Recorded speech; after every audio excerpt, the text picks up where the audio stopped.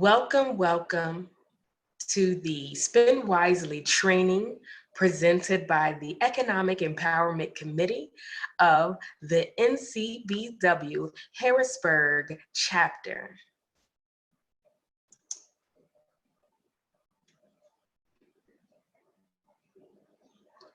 If you are unfamiliar with NCBW is the National Coalition of 100 Black Women. We advocate on behalf of Black women and girls to promote leadership and gender equity in the areas of health, education, and economic empowerment. One of the initiatives of the Economic Empowerment Committee is our Sisternomics initiative. Our whole goal is to help more women of color to consider themselves first. Many times we have such big hearts and great passions to see a change in our family and our community at the expense of ourselves. So our whole goal today is to give you some tips and share some knowledge so we can start getting our own finances in order. So therefore we are properly positioned to help the people in the community that we love. So I want to tell you a little bit about what to expect today. Today, you're going to learn a little bit more about how to manage your finances during a crisis, how to identify your needs versus your wants, understand what spending triggers are and how to identify them.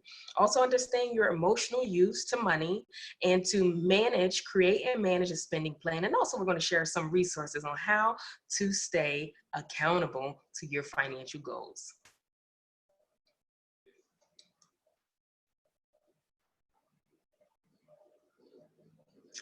All right, so let's take a look at managing your finances during a crisis.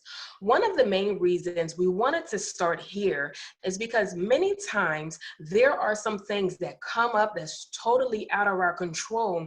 And because we didn't have a plan or at least have the knowledge on what to do in those instances, we're kind of caught off guard. So regardless if it is a crisis that's globally, nationally, or even if it's just a personal crisis that's within your home or your family, here are some things that you can consider and that you can do. If within this problem, you realize that you're out of work or you have reduced hours, right? You definitely want to make sure that your essential bills are taken care of. Your bare minimums are taken care of.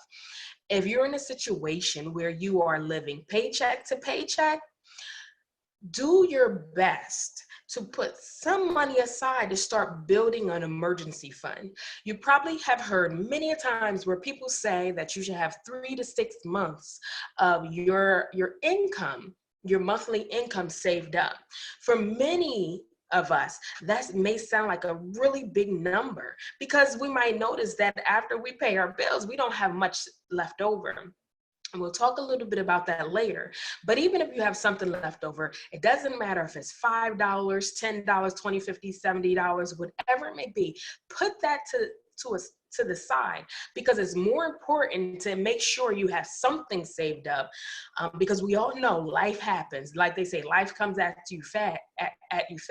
You definitely want to make sure that you have something that you can lean on to help you out in your financial situations that may come up. Okay, if you are still working, you definitely want to do everything I mentioned, but you also want to make sure that you are still contributing to your 401k. If you are contributing $300 a month to your 401k and your employer is matching it 100%, that's an extra $300 that's going into your retirement monthly. You don't want to miss out. That is a beautiful perk when you have a 401k. And if you are in a position to outside of your 401k start investing, Investing in stocks, bonds, mutual funds, definitely do that. If you don't really know where to go to start investing, first check at your bank. They can definitely point you in the right direction, or just do a regular Google search of investment advisors that are in my area. And most importantly, ask some people you know. Referrals are always the best because you at least know that they work with that individual. Here's a couple of tips from Susie Orman. Susie Orman is one of the top financial gurus, education gurus, advisor gurus in the United States. She has tons of books out there, but she does recommend to, one, make sure you pay down your debt. If you're in a position to save for college, do that. Learning a new skill during a crisis is a great way to, as they say, level up, right? If you can learn a new skill that makes you more attractive to employers, you might potentially have the ability to earn more income because you're more attractive and you have more to offer. So learning a new skill can be a good benefit or good thing to do. And always, always focus on your health and focus on improving your health.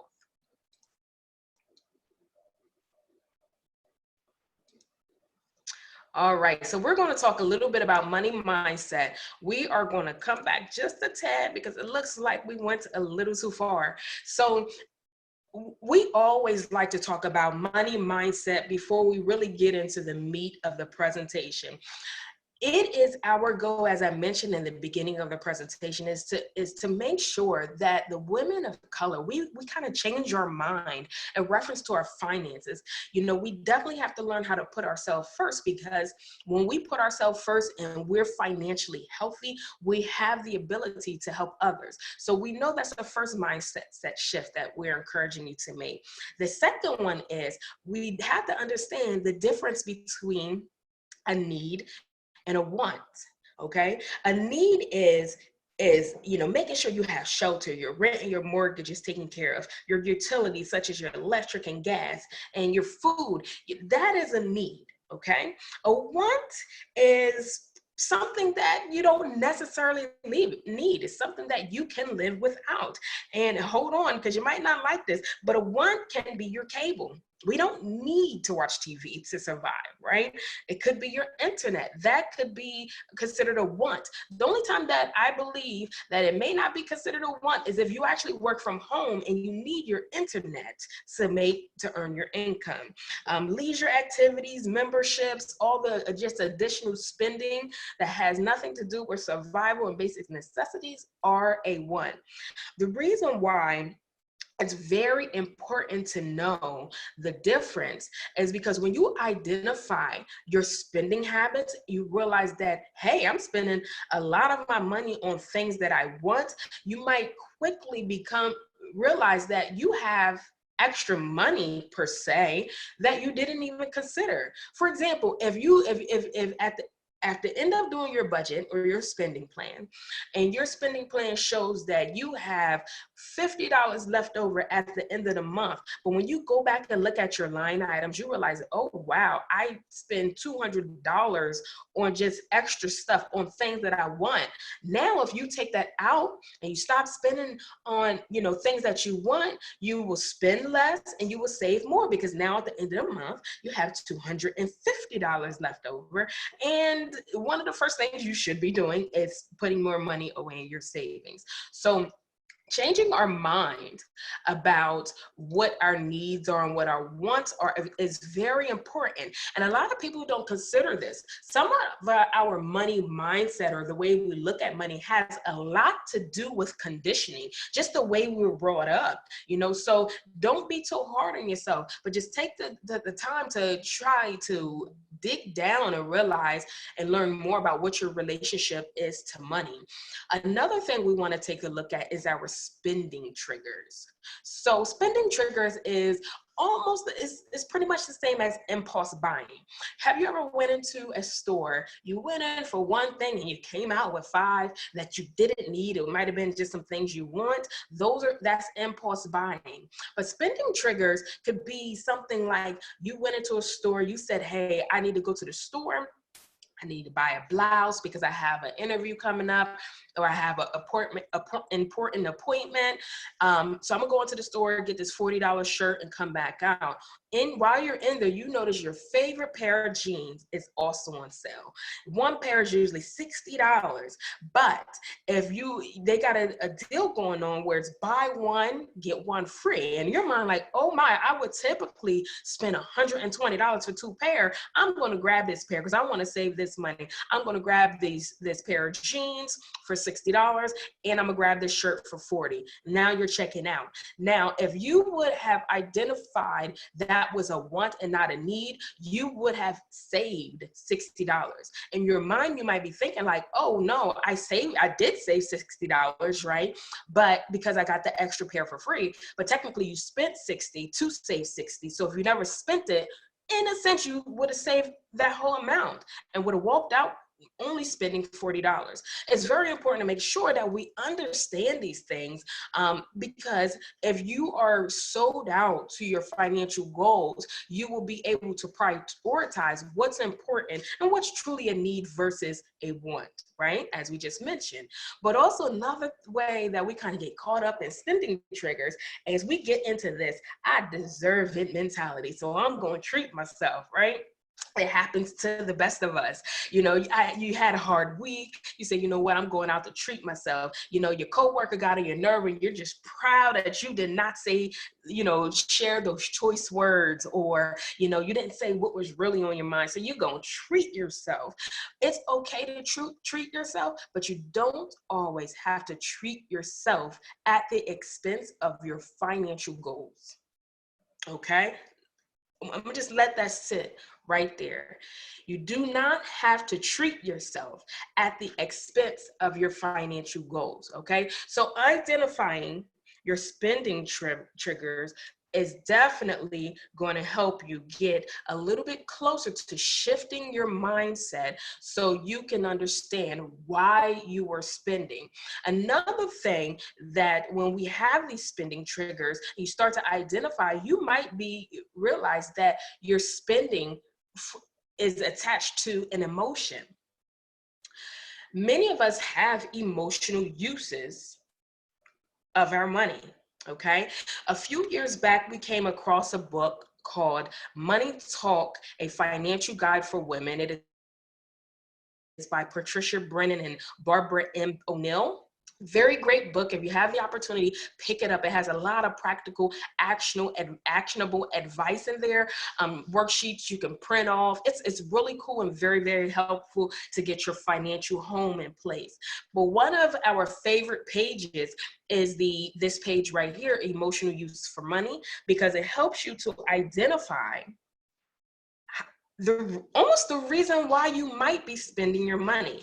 So what I want you to do, I want you to take a moment, answer the following questions, true or false, and be honest, be brutally honest with yourself, okay? So take a moment, answer these, press pause on a video, okay? And when we come back, we're gonna take a deeper look into your emotional uses of money.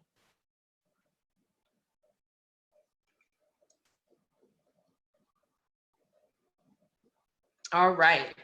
So now we're going to do a quick analysis of what your emotional uses of money. Now, this is my disclaimer. I've done this before.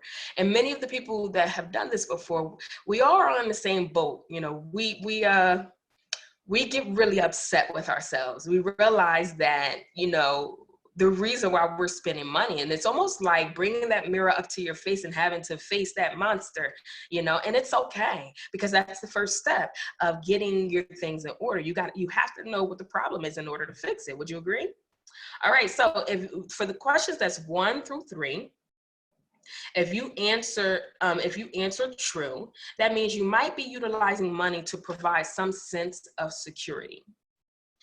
Answers 4 and 5, if you answer true, you use money as a sense of status.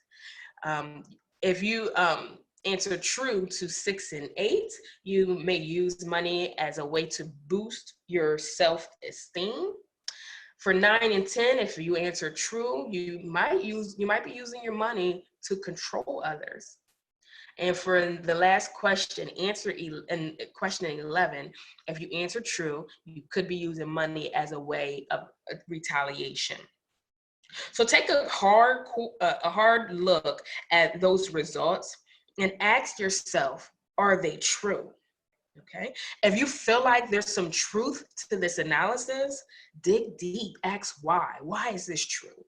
What did you go through? What do you connect it with? Like, keep asking that question. Why? Because when you do this, it's going to help you to get to the root of the problem. And when you get to the root of the problem, now you're in a perfect position to really combat that problem, okay? When you do this, it's really going to help you to take a look. It's really going to help you to kind of change the way you look at money, but also change the way you use money. Okay, so now we are getting into the fun part. So the fun part, the reason why this is the fun part, because this is the part where you get to get the work. You get the work, right? So if you haven't already, be sure you grab the spending plan. The spending plan is this sheet you see before you. It is in a Excel spreadsheet. Download that. We made it very, very easy for you to get your money in order by creating this for you. And so you can put in the correct numbers for like your rent, your cable, your home, and it's automatically going to populate for you. So hopefully it's also going to help you to stay on track for doing a spending plan, because within that Excel spreadsheet, that document you're going to download, we have all 12 months. So a great way to use that is every single month, use this sheet. You'll be able to go back and look on previous months to see where you are, to see if you're making progress, right? One of the most honest advice I heard someone give is, many of us should treat our personal finances like a business. If at the end of the month, you are not in the green, meaning like you did not profit, you need to reconsider the way you're earning money. You need to consider where your expenses are going and make the proper change. Your goal should be to end each month in some type of surplus. Even if you're breaking even, that is fine. You should either be breaking even or have a profit, quote unquote, surplus. But if you're at a shortfall, it's time to analyze where you're putting your energies when it comes to your money. So on the on the left hand of the screen, you see some percentages. So when you create and start managing your spending plan, I want you to use these percentages as benchmarks, as identifying how you're doing allocating your money in the different areas of your finances. Just remember, this is a benchmark. Everyone's situation is different. So this is not a one size fit all. It's just something to get you started. So when you take a look at your savings, you should be saving about 5 to 10% of your income minimally. If you're giving, it should be between 10 to 15%. Your housing expenses should be between 24 and 35%. Your utilities should roughly be between 5 and 10%. Your food between 10 and 15%. Any transportation expenses, they should also be between 10 and 15%. If you're paying insurances like your auto, health, life insurance, that should be between 10 and 25% of your income. Anything that's personal outside of what I just mentioned, it should be between 10 and 15%, and any recreational things should also be between 5 and 10% of your incomes. Once again, use that as a benchmark on how you're doing and how you are managing your spending plan. So one of the things we absolutely wanted to make sure that we included was some tips on how to remain accountable. One of the things all of us can at some point in our life say that we're guilty of is starting something and not finishing it, right?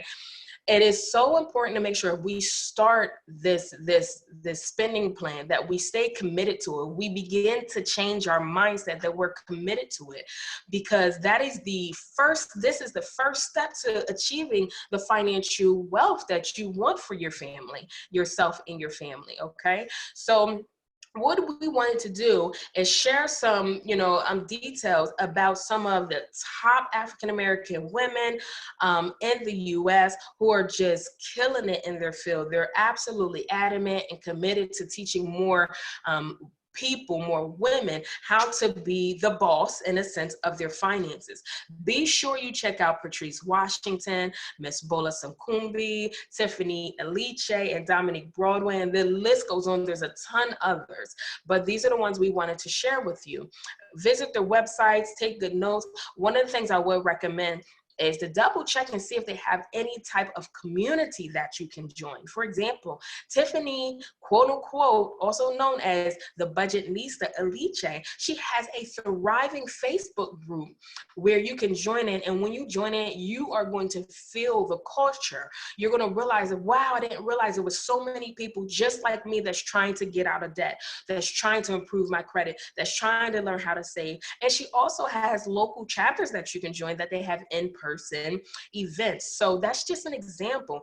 But one of the first things and most important things to do when you are committing to a new goal is to make sure you're around like-minded individuals. With that being said, creating an environment of like-minded individuals does not always mean in person.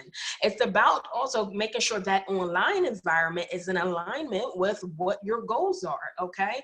Another tip to use to remain accountable is write down your goal. Write down your goal and say what it is that you're trying to achieve. Put it everywhere in your house. Put it on your nightstand so you see it when you wake up. Put it in your bathroom so you can see it when you brush your teeth. Put it right before you leave out the door so you can see it. The more you see it, the more you're reminded.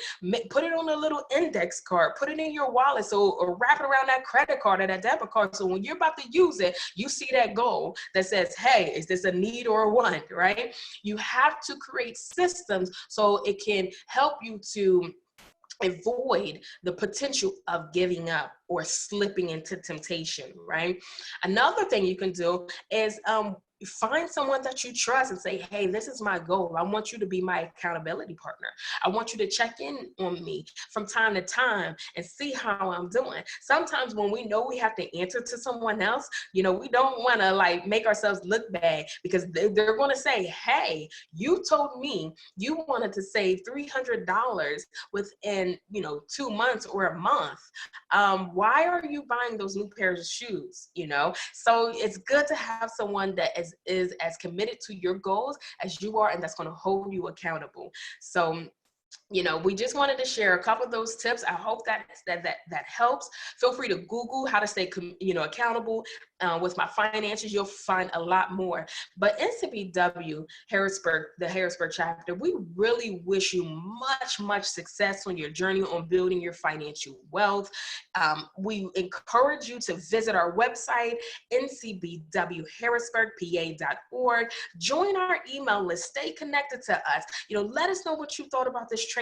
Let us know, if the resources help. We love to hear from you. But also, we would love to stay connected with you to let you know when we have resources in the community available. When we find out about things, we always like to share that with the community, because the more, together each achieves more, right? We have such a unifying mentality. We're so committed to our community, and we're committed to you. And what we want to leave with you is be committed to yourself, because when you're committed to yourself, you will truly get busy in building your wealth. Much success to you, and we thank you for watching this video.